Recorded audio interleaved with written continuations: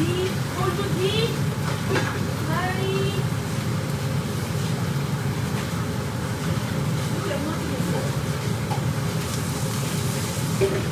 انا عايزه طماطمايه.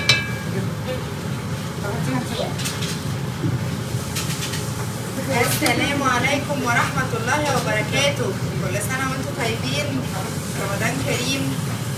معلش اليومين اللي فاتوا كنت مشغولة شوية فما كنتش بطلع لايف كتير. النهارده انا بعمل لكم حاجة لذيذة وهعلمكم تركاية كده، بما اني اسكندرانية يعني بتتعمل دايما في الرز الصيادية. انا هعملها لكم دلوقتي. عايزة فص ثوم. انا النهارده احنا بنفطر سمك مقلي، ورجعت لقيت ماما للاسف نسيت تعمل الرز.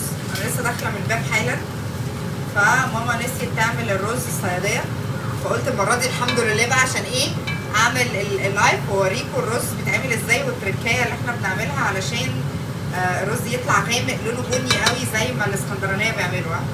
الاسكندرانيه بتوع السمك والرز وكده. ايه الملح؟ بتغيروا عملكم حاجه ليه؟ فين الملح يا دي؟ وير از ذا سولت؟ حاضر يا حبيبتي اهو الاكل بيتعمل حالا. دلوقتي احنا عملنا بصلتين مفرومين، اوكي، عشان احنا عاملين 4 كوبايات رز. انا عايزه بس واحد بس. شايف كده؟ I can't see it. موجود. لا مش هتعمل اصلا ولا تعملي ايه؟ اوكي كانت تعمل بس الخمسون. فص واحد بس. بصوا بقى التركايه دي ماما ايه بتعملها ايه؟ هنقطع فص توم على البصلايه وهي بتتحمر، اوكي؟ اهو زي ما انتم شايفين كده. بس تمام خلاص. فص توم مع البصلايه كده هيدي طعم خطير.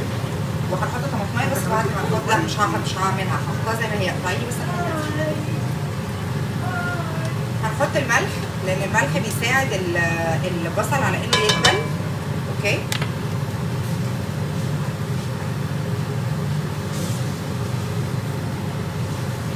لسه بقى دي مش دلوقتي. هنقلب بقى لحد ما البصل يبقى بني جدا جدا جدا. يعني انا بحب الرز بتاع السمك يبقى غامق، فانا هوريكم دلوقتي وصلنا لانهي مرحله. ده الاذان؟ الساعه كام؟ ايه المفاجاه دي؟ ده الاذان بجد؟ بس احنا كنا مسافرين لسه جايين من سفر حالا. معلش ماما عملتها معايا المره دي. كل سنه وانتم طيبين. انا ما خدتش بالي ان هو اذن. ربنا يتقبل صلاتنا. عقبال انت ما تغيري.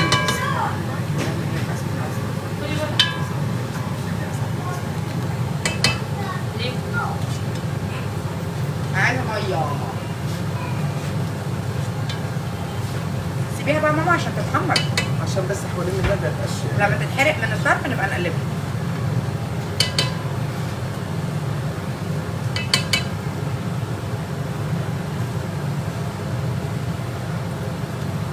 حد يغسل لي الرز شطفه كمان كده معلش عشان انا غسلته بدري شويه.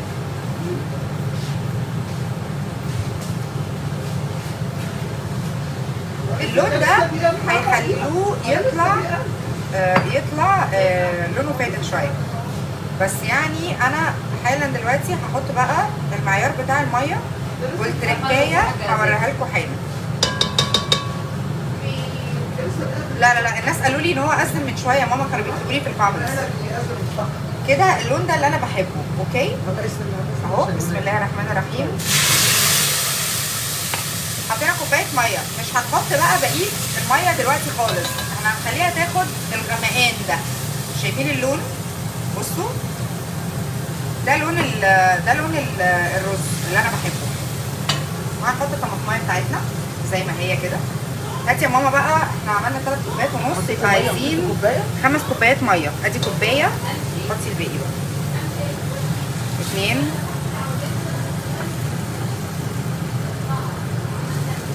3 تمام 4 5 عشان انا حاطه 3 كوبايات ونص. فحطي لي 5 كوبايات ميه معلش. بس تمام. متشكرين جدا. كده احنا حطينا على 3 كوبايات ونص رز الضحى، لان الضحى بياخد ميه اكتر من الرز التاني بشويه. وهنسيب الميه تغلي تاخد غلوه كده. بصوا الميه بقت ازاي. لو حطينا الرز على طول قبل ما الغلوه دي الميه تاخدها، الرز هيطلع لونه فاتح وشكله عجيب. نحط بقى الرز دلوقتي ونغطيه، وكل سنه وانتم طيبين، رمضان كريم. دي طريقه تركيه الرز الاسكندراني الغامق اللي انا شخصيا بحبه وكلكم بتحبوه. كل سنه وانتم طيبين، رمضان كريم. اسيبكم بقى تروحوا تفطروا واشوفكم فيديوهات تانيه. باي باي.